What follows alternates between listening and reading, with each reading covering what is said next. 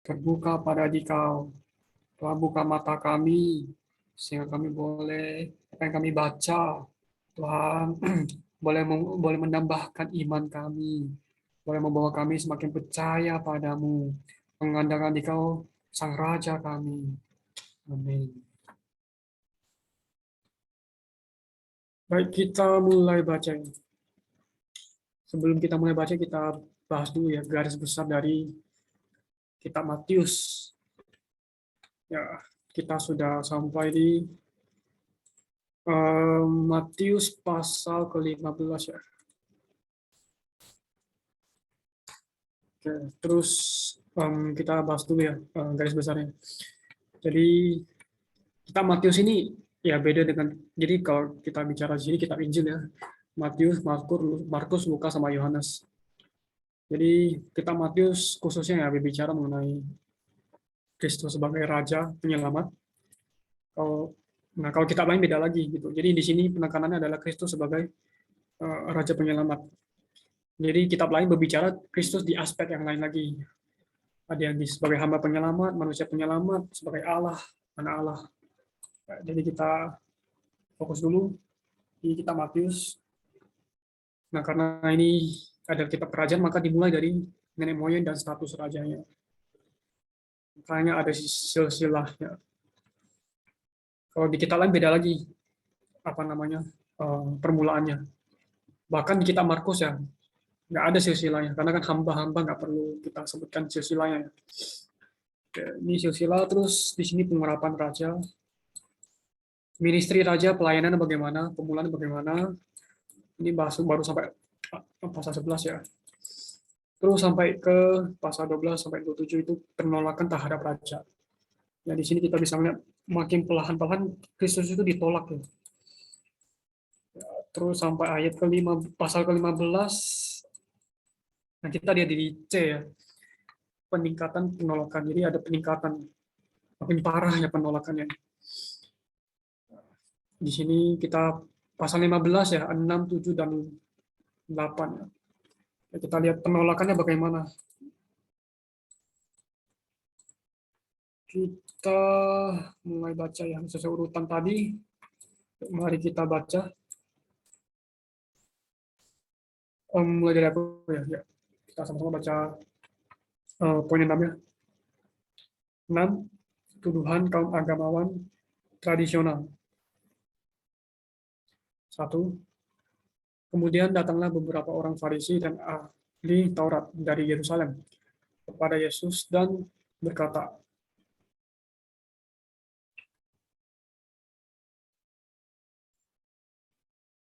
Rika, apakah ada Rika? Mengapa murid-muridmu melanggar adat istiadat dan nenek moyang kita? Mereka tidak membasuh tangan sebelum makan.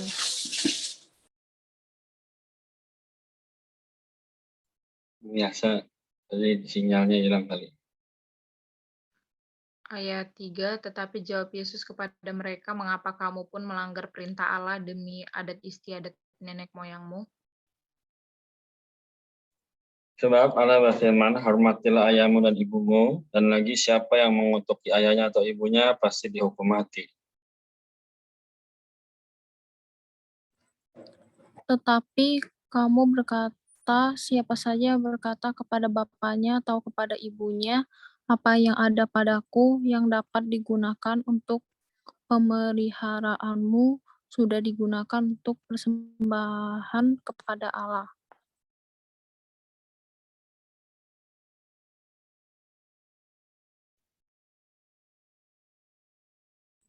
Ya, 6. Orang itu tidak wajib lagi menghormati bapaknya atau ibunya. Dengan demikian firman Allah kamu nyatakan tidak berlaku demi adat istiadatmu sendiri.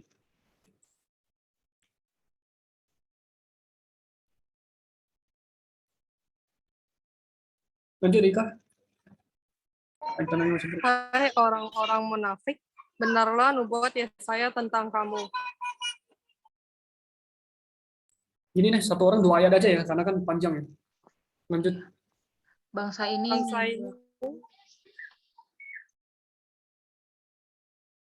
Yang apa? Lanjut ke Eva aja. 2 ayat. Bangsa ini memuliakan aku dengan bibirnya, padahal hatinya jauh daripadaku. Percuma mereka beribadah kepadaku, sedangkan ajaran yang mereka ajarkan ialah perintah manusia. Lalu Yesus memanggil orang banyak dan berkata kepada mereka, dengar dan camkanlah, bukan yang masuk ke dalam mulut yang menajiskan orang, melainkan yang keluar dari mulut itulah yang menajiskan orang. Kemudian datanglah murid-muridnya dan bertanya kepadanya, "Tahukah engkau bahwa perkataanmu itu telah membuat orang-orang Farisi sakit hati?" Jawab Yesus, "Setiap tanaman yang tidak ditanam oleh Bapakku yang di surga akan dicabut dengan akar-akarnya." Biarkanlah mereka itu.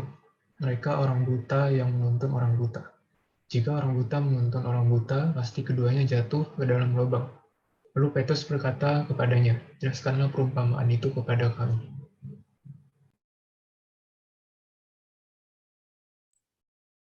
Jawab Yesus, kamu pun masih belum dapat memahaminya. Tidak tahukah kamu bahwa segala sesuatu yang masuk ke dalam mulut, turun ke dalam perut, lalu dibuang di jamban? Tapi apa yang keluar dari mulut berasal dari hati, dan itulah yang menajiskan orang. Karena dari hati timbul segala pikiran jahat, pembunuhan, persapasajaan, percabulan, pencurian, suka palsu, dan hujat. Itulah yang menajiskan orang, tetapi makan dengan tangan yang tidak dibasuh tidak menajiskan orang. 7. Iman perempuan bukan Yahudi. Yahudi. Kemudian Yesus pergi dari situ dan menyingkir ke daerah Tirus dan Sidon. Amin. Maka datanglah seorang perempuan Kanaan dari daerah itu dan berseru, "Kasihanilah aku ya Tuhan, anak Daud, karena anakku perempuan kerasukan setan dan sangat menderita." Tapi Yesus sama sekali tidak menjawabnya. Lalu murid-muridnya datang dan meminta kepadanya, "Suruh ia pergi." Ia mengikuti kita dengan berteriak-teriak. Jawab Yesus, "Aku diutus hanya kepada domba-domba yang hilang dari umat Israel." Tetapi perempuan itu mendekat dan menyembah Dia sambil berkata, "Tuhan, tolonglah aku."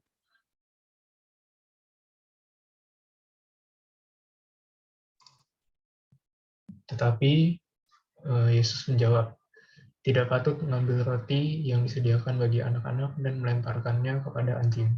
Kata perempuan itu, "Benar Tuhan, namun anjing itu makan remah-remah yang jatuh dari meja tuannya."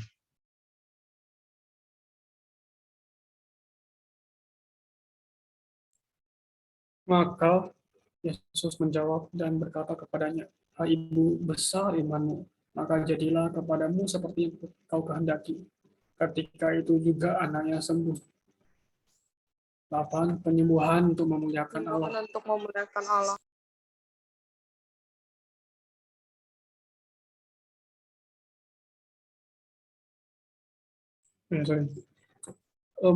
Setelah meninggalkan darah itu, Yesus menyusur pantai Danau Galilea dan naik ke atas bukit lalu duduk di situ.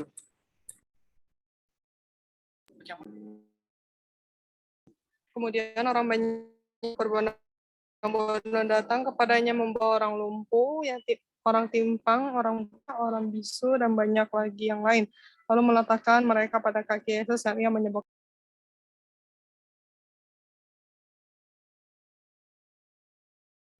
Amin.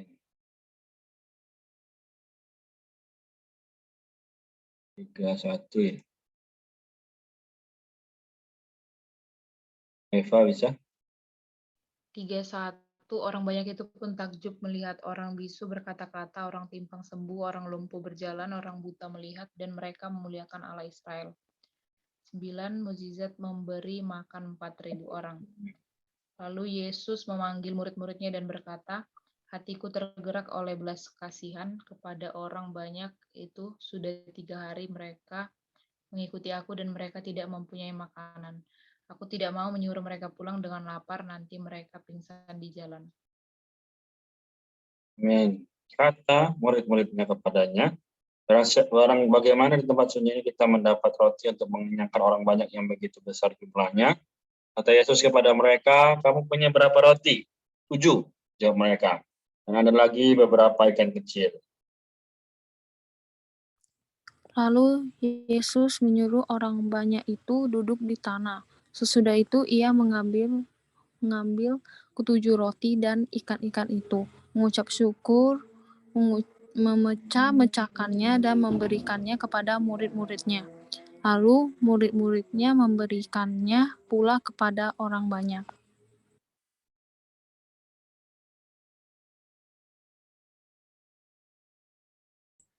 Dan mereka, oh ya, excellent.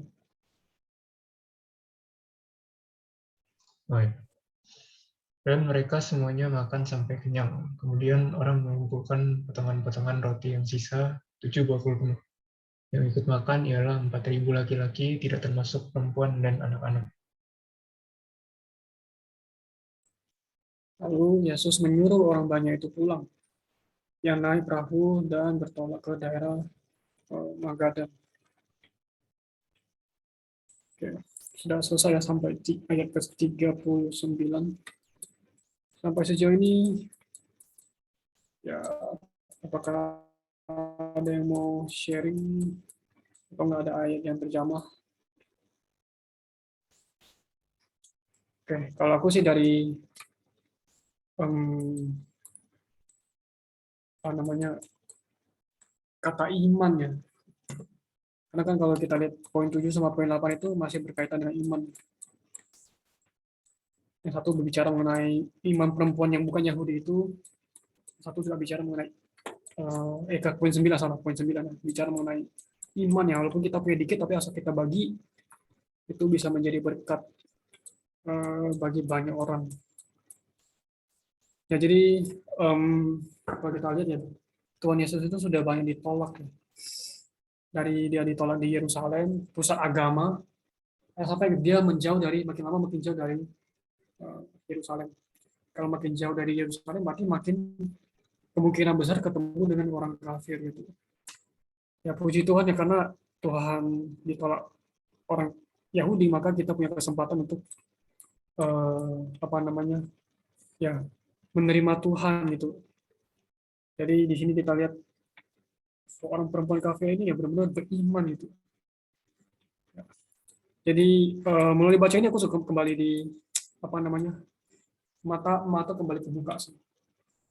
Ya jadi menyembah Allah itu ya bukan hanya melihat apa hal-hal luaran, tapi benar-benar perlu iman. Ya bagaimana kalau kita buta gitu, kita nggak bisa melihat. Ya perlu ada satu doa gitu, Tuhan mohon Tuhan buka mataku supaya kamu melihat siapakah dirimu.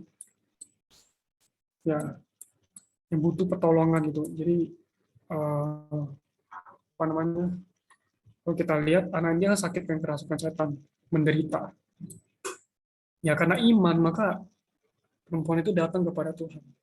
Walaupun dia ditolak banyak agama, walaupun dikatain ini ya kasar ya, tapi itu perempuan itu enggak tersinggung gitu. Kenapa? Karena dia punya iman. Dia yakin Tuhan bisa menyembuhkan.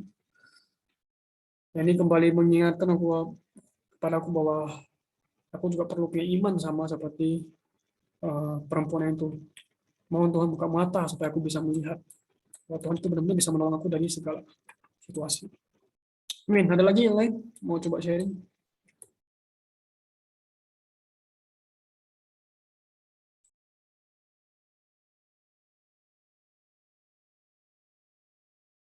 Aku menikmati di ayat 18, tetapi yang keluar dari mulut itulah yang menajiskan orang. Ya, di sini aku kembali ditegurkan ya bahwa terkadang mungkin saat kalau dari pengalaman aku perkataan ini kadang yang keluar dari mulut aku mungkin saat aku marah, saat aku kesal, atau hal lainnya mungkin dapat membuat orang lain sedih atau apa dengarnya gitu. Dan di sini perlunya aku juga berterima kasih kepada Tuhan bahwa aku diingatkan lagi kepada firman ini gitu. Bahwa aku harus menjaga perkataan aku. Karena di ayat 19 juga dikatakan karena dari hati timbul segala pikiran jahat, pembunuhan, dan ini meskipun nggak sampai pembunuhan, cuman lumayan gitu. Jadi yang aku nikmati ayat itu. Amen.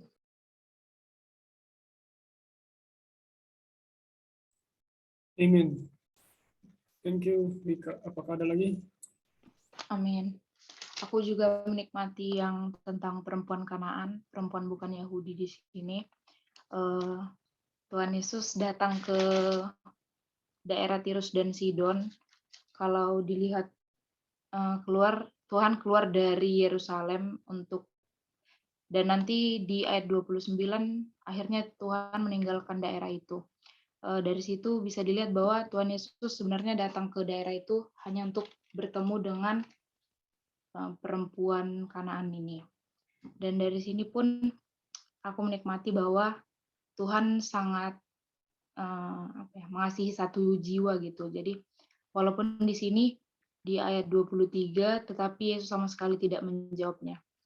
Tapi alasan dari kenapa Tuhan Yesus tidak langsung menjawab penderitaan perempuan itu karena Tuhan ingin menguji iman perempuan itu.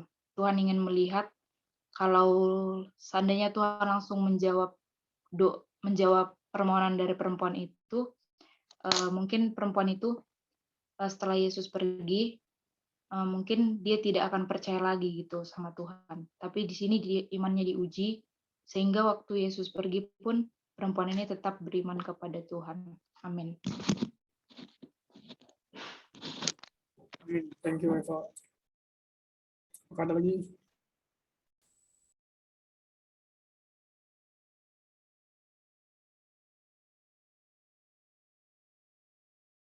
Mungkin aku dikit aja ya. Jadi bagaimanapun situasi hari ini, sebenarnya Tuhan itu mengaturkan situasi-situasi itu untuk membawa kita mengalami dan memahami ya. Bagaimana juga Tuhan ya sebenarnya dia menginginkan dan mendambakan supaya orang itu datang kepada Tuhan. Nah, datang di sini bukan hanya berarti ketika kita perlu mujizat, ketika kita perlu pertolongan, tapi ketika kita sedang ya dalam hal apapun ya sukacita, duka cita, kita boleh datang pada Tuhan gitu ya. Jadi betul-betul hati Tuhan ya dikatakan ayat 32 sama seperti di pasal yang kemarin ya pasal 14 dibilang hatiku tergerak oleh belas kasihan kepada orang banyak itu. Sudah 3 hari mereka mengikuti aku dan mereka tidak mempunyai makanan. Aku tidak mau menyuruh mereka pulang dengan lapar, nanti mereka pingsan di jalan. Jadi melalui perkara ini aku juga kembali dikuatkan dan diterangi bahwa memang sekali lagi untuk mengikuti Tuhan bukanlah hal yang mudah. Tapi ketika kita ikut Tuhan, Tuhan pasti akan menyediakan ya apapun itu. Ya kita nggak tahu, tapi Dia tahu ya. Dia lebih mengetahui apa yang kita butuhkan daripada kita sendiri. Ya, jadi ini juga aku alamin ya. Memang kadang aku nggak minta apa-apa, tapi Tuhan berikan yang ternyata yang aku nggak sangka-sangka gitu. Oh, ternyata Tuhan berikan ini. Nah, banyak ya berkat-berkat jasmani maupun rohani. Tapi kita datang pada Tuhan bukan hanya sekedar untuk mencari berkat ya, tapi justru untuk menjamah Dia sendiri ya. Seperti dikatakan bahwa ya perempuan tadi Eva sudah share ya bahwa ya perempuan tersebut juga sangat rindu, bahkan dia sampai berkata bahkan anjing pun ya bisa makan ya roti yang telah jatuh ya remah-remah ayat 28-27 itu. Nah, jadi teman-teman sekalian malam ini ya entah apa situasi kita, entah apa yang kita alami, semoga Tuhan menguatkan, ya, semoga Tuhan juga memberi kita damai sejahtera. Amin. Aku terkesan ayat 36 sampai 37. Sesudah itu, ia mengambil ketujuh roti dan ikan-ikan itu, mengucap syukur, memecah-mecahkannya, dan memberikan kepada murid-muridnya, lalu murid-muridnya memberikannya pula kepada orang banyak. dan mereka semuanya makan sampai kenyang. Kemudian orang mengumpulkan potongan-potongan roti yang sisa 7 bakul penuh.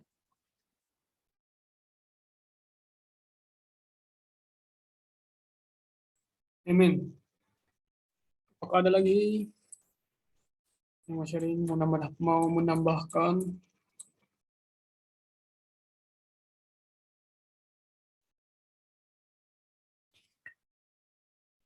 Oke, kelihatannya sudah nggak ada ya. Ya baik. Ya kalau kita baca ayat 15 ini ya itu penolakan lanjutan ya dari kaum-kaum Yahudi kepada Tuhan. Ya dimulai di Yerusalem, pusat agama, ya Tuhan sudah ditolak oleh orang-orang kaum agamawan di Yahudi, ya. Ya mereka lebih memperhatikan agama, tradisi mereka daripada Allah itu sendiri. Jadi itulah bahayanya agama. Agama juga bikin kita kecanduan terhadap agama, akhirnya lupa akan Allah. Hanya memperhatikan ada istiadat, hal-hal yang luaran, biar kelihatan baik, itu munafik ya.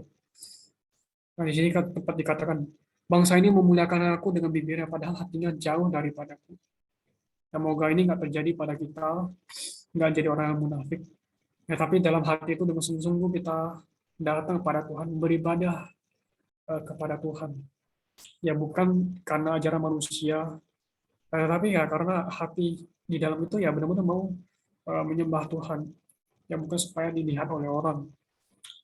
Karena itu ya perlu satu sisi Tuhan membuka mata kita gitu. Kalau enggak ya kita buta, nggak tahu mau kemana arahnya. Karena itu ya mari kita apa namanya doa pada Tuhan, Tuhan ya mohon buka mataku.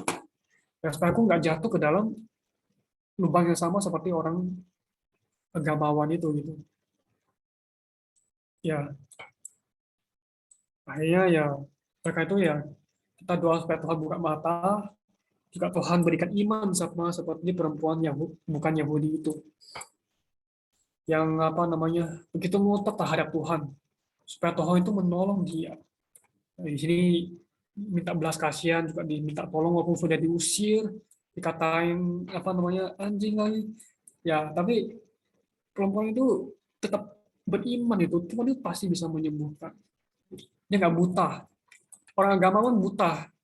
Dia sudah belajar di kitab Taurat, punya banyak pengetahuan, tapi perempuan itu siapa sih? Emang dia pernah belajar ya? Nah, kitab Taurat aku juga nggak tahu sih. Tapi dia nggak buta. Dia tahu sebenarnya itu siapa. Sekalipun ditolak, sekalipun dikatain ya. Tapi dia jelas Tuhan itu siapa. Raja penyelamat. Yang bisa menyembuhkan orang buta, orang bisu, banyak lagi di sini yang kita bisa baca. Bahkan di tanah yang gersang itu ya, eh, di tanah yang gersang kalau di sini lihat padang gurun yang gersang itu Tuhan mampu menyuplai orang sebanyak 4.000 orang laki-laki ya, belum lagi perempuan dan anak-anak. Jadi lebih dari 4.000 ya.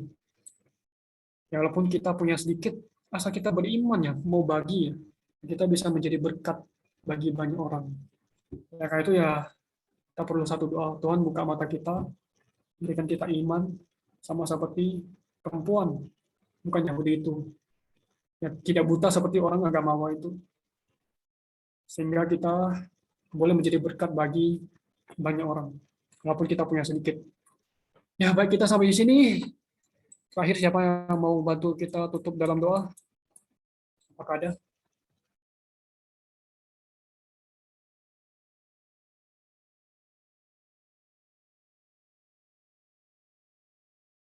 Excel mungkin boleh?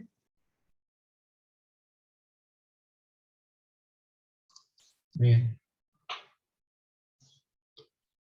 Amin. Tuhan Yesus, dan terima kasih atas renungan malam hari ini dan kembali dapatkan kami dan kami boleh beriman Tuhan seperti perempuan itu Tuhan, walaupun dia tahu dia bukan orang Yahudi kan, tapi dia tetap beriman kan, bahwa Dikau sanggup menyembuhkan penyakitnya Tuhan. Tuhan Yesus, Tuhan dapatkan kami dalam hari-hari kami juga. Tuhan, kami tetap terus datang padamu, berkontak denganmu, memberkati teman-teman kami yang belum bisa hadir malam hari ini. Jadi kau juga dapatkan waktu mereka lain kali ya Tuhan. Terima kasih Tuhan. Amin.